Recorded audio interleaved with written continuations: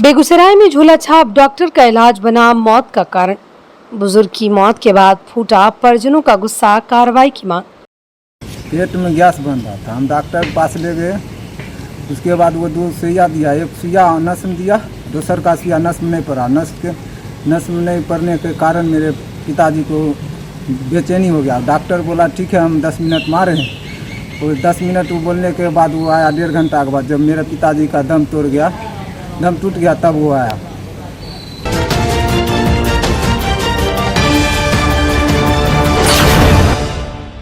नमस्कार, आप देख रहे हैं बेगूसराय न्यूज प्लेटफॉर्म और मैं हूं आपके साथ खुशी।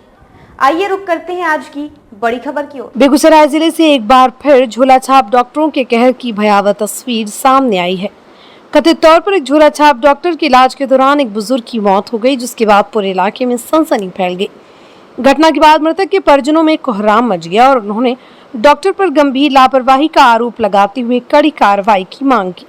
मृतक की पहचान बरौनी थाना क्षेत्र के पपड़ौर वार्ड संख्या 1 निवासी स्वर्गीय चंडी पासवान के पुत्र सुनसुन पासवान के रूप में की गई। परिजनों के अनुसार सुनसुन पासवान की तबीयत अचानक बिगड़ गई। बेहतर इलाज की उम्मीद में उन्हें एक स्थानीय डॉक्टर के पास ले जाया गया, लेकिन वो डॉक्टर कथित तौर पर झूला छाप निकला। आरोप है कि गलत दवा और लापरवाही पूर्ण इलाज के कारण उनकी हालत और बिगड़ गई और कुछ ही देर बाद उनकी मौत हो गई। बुजुर्ग की मौत की खबर मिलते ही परिवार में चीख पुकार मच गई। देखते ही देखते बड़ी संख्या में स्थानीय लोग मौके पर जुट गए। घटना से लोगों में भारी आक्रोश देखा जा रहा है। ग्रामीणों का कहना है कि क्षेत्र में कई ऐसे झोला छाप डॉक्टर वर्षों से बिना किसी वैध डिग्री और अनुमति के क्लिनिक चलाकर लोगों की जिंदगी से खिलवाड़ कर रहे हैं, लेकिन प्रशासन की ओर से उनके खिलाफ कोई ठोस कार्रवाई नहीं की जाती। पेट में गैस बन रहा था, हम डॉक्टर के पास ले गए।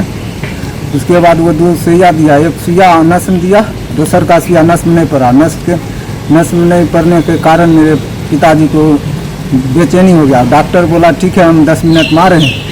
वो 10 मिनट वो बोलने के बाद वो आया 1.5 घंटा के बाद। जब मेरे पिताजी का दम टूट गया तब वो आया।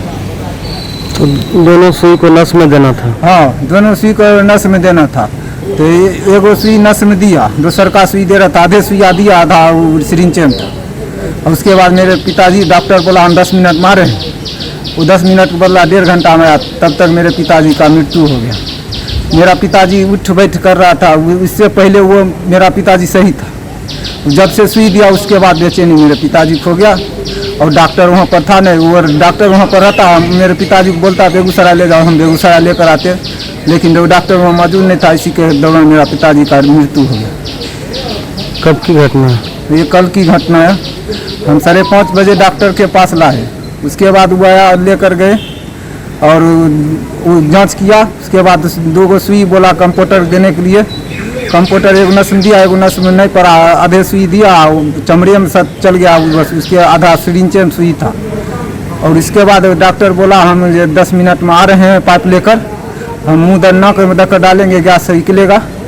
और वो नहीं आया। 10 मिनट के बदले 1.5 घंटा में पहुँचा। और इसी के दौरान मेरे पिताजी का और जोर से अथी होने लगा और उसी के दौरान मेरे पिताजी दम तोड़।